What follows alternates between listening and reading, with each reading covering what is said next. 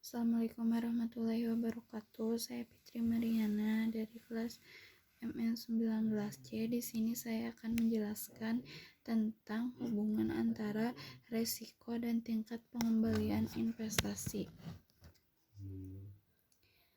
Apa sih hubungan antara return dan resiko dalam investasi? Yaitu mengapa keduanya saling berhubungan.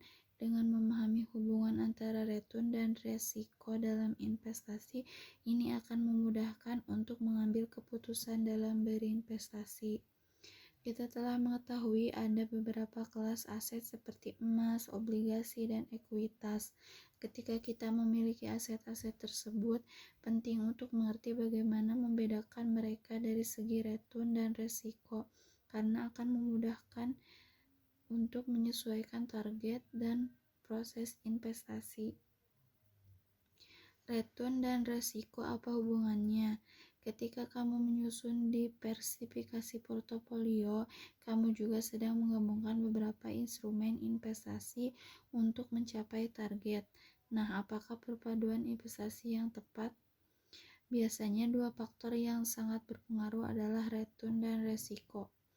Return atau imbal hasil adalah ekspektasi akan uang yang dihasilkan dari investasi, sementara risiko adalah kemungkinan yang akan terjadi ketika imbal hasil sebenarnya berbeda dari yang diharapkan.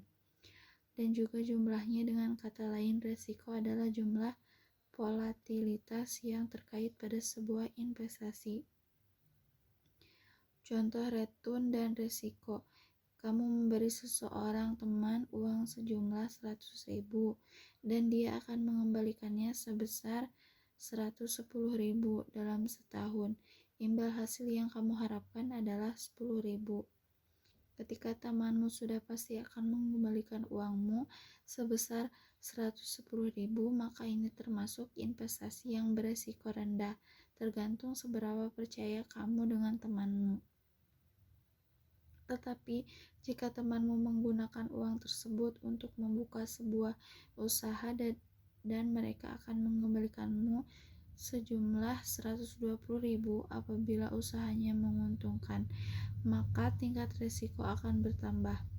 Kamu mengharapkan imbal yang lebih tinggi, yaitu 20.000 dibandingkan dengan 10.000. Tetapi kamu bisa tidak mendapatkan apa-apa pada akhirnya jika usaha tersebut gagal, dan ini merupakan perbedaan yang besar.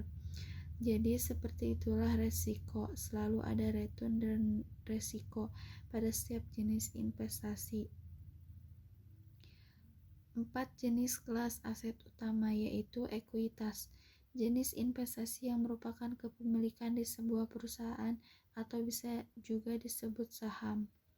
Obligasi, investasi seperti utang, misalnya kamu membeli obligasi, artinya kamu memberi pinjaman kepada perusahaan atau pemerintah dan kamu akan mendapatkan imbal dalam bentuk bunga, serta modal awal yang akan dikembalikan di akhir waktu yang ditentukan.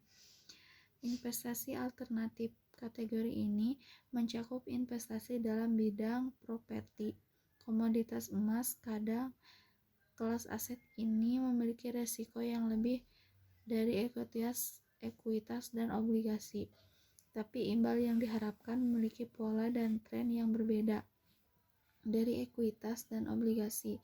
Jadi kelas aset ini cocok sebagai diversifikasi. Kas, betul sekali, uang kas.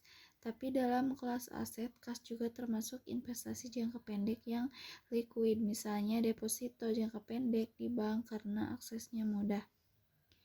Portofolio investasi yang ideal, yaitu sebuah portofolio yang ideal akan diatur berdasarkan keseimbangan antara return dan risiko.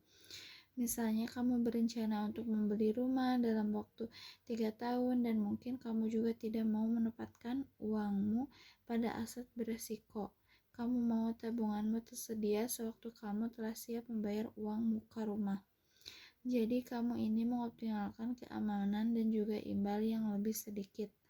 Portofolio mungkin dialokasikan lebih cenderung pada obligasi yang rendah risiko serta uang kas dan hanya sedikit pada ekuitas.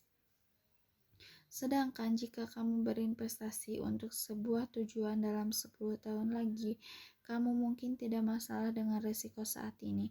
Mengingat horizon investasimu masih panjang, jadi untuk memaksimalkan imbalmu mungkin kamu akan mengalokasikan lebih banyak ekuitas pada portofolio, lalu obligasi dan sedikit kas. Intinya, perlu mengerti return dan risiko. Seperti sebelum membeli barang lain yang bernilai besar, pastikan mengetahui risiko di belakangnya.